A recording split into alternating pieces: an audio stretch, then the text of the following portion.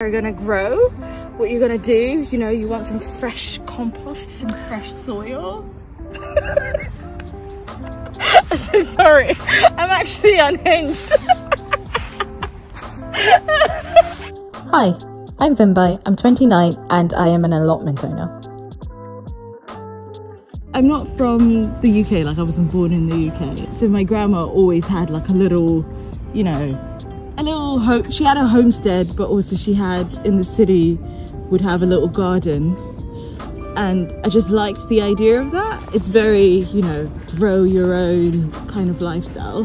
But being in London, the waiting list is just crazy, and they're not really friendly for renters in the sense of the waiting list could be 2 years or 3 years, and in that time your landlord might have been like, get out of my house, so you move and then you've lost your waiting list. But luckily I got this before lockdown and we were living in a studio, so this became our garden.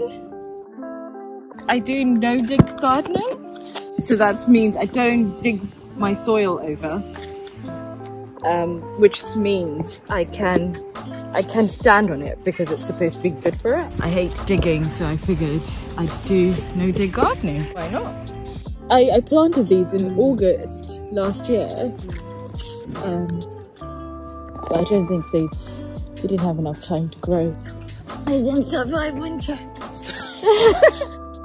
So when we lived closer, my partner would come over, you know, just hang about a bit. I had a different plot on this site, but I decided I wanted a challenge and got this.